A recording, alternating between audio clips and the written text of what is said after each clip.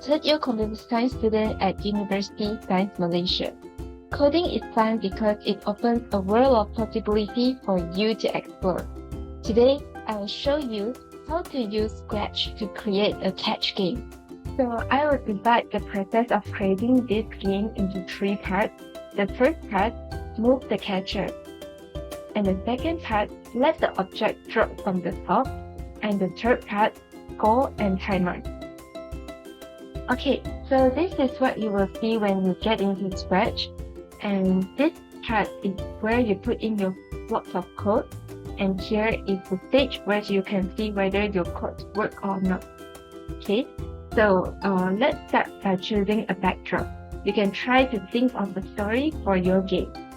So in my game, I will use the Jurassic backdrop. And for the thread, let me choose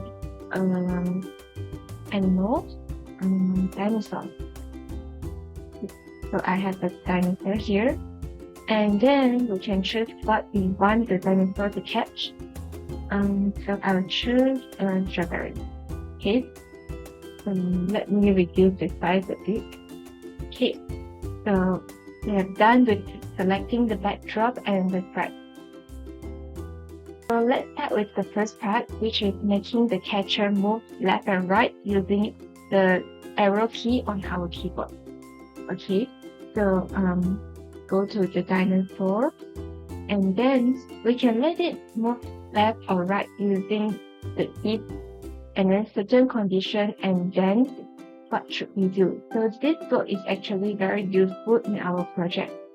Okay, so in this case you can use this same thing, and when right arrow key is pressed. Okay, so when right arrow key is pressed, we want the dinosaur to move to the right.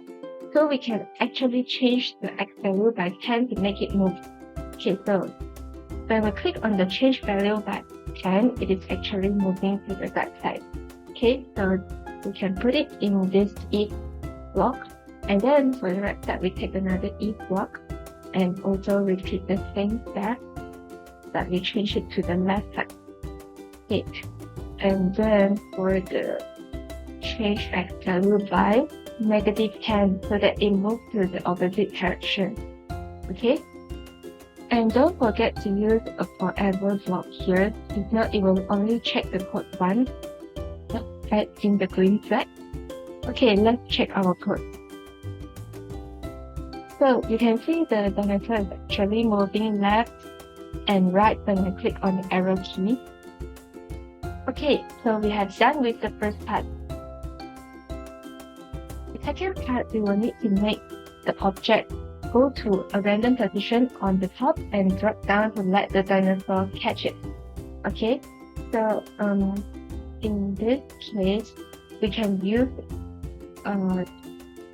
this motion block, which is move to random position, and then we set Y to 180 so that it will be on the top. Okay. So when we click on this block, it's actually going to random position on the top. Okay, and then in order to make it drop down, we can change the Y value, and then we need to put -10 so that it is falling downward. Okay, so we can use a forever loop here. And then we put change Y by -10 inside, and then we add that here. Okay, let's see whether it works. Okay, so it actually falls down from the top, but you can see it's stuck at the bottom. So we need to write a code to let this strawberry, when it reaches the bottom, it will automatically go to the top and drop down again. Okay, so we can use the if block here. Okay, and we can use the operation. So when the Y position, we can get the Y position at the motion part. Y position is smaller than -117, and then we want it to go to the top. So we can actually use the code we used just now, go to random position, set Y to 180, Okay, so go to random position, set y to 180. Okay, and we put it in the forever loop. Okay, so now it works as what we want. Okay, so we have done with the second part. Now let's proceed to the last part. So in the last part, we will be creating the score and the timer. Okay, so let's start with creating the scoreboard. We can create a variable called score. And then in the beginning of the game, we need to set the score to 0. Okay, and how to add score is that when the dinosaur catches the strawberry, we will increase the score by 1. Okay, so in this case, we can also use the if block. Okay, so you can use this touching dinosaur. Okay, and then change score by 1. Okay, put it down here. Don't forget to use a forever loop. If not, the clock will not work as what we want.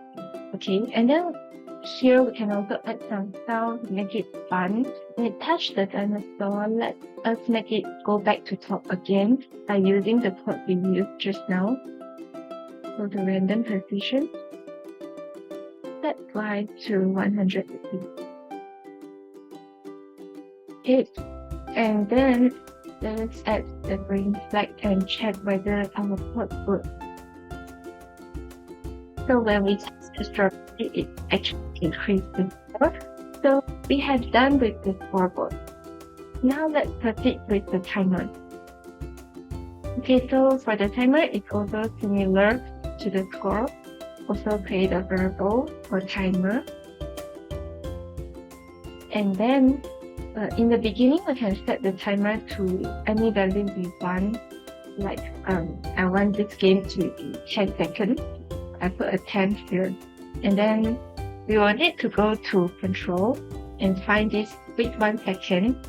So when we wait 1 second, we will reduce the timer value by 1.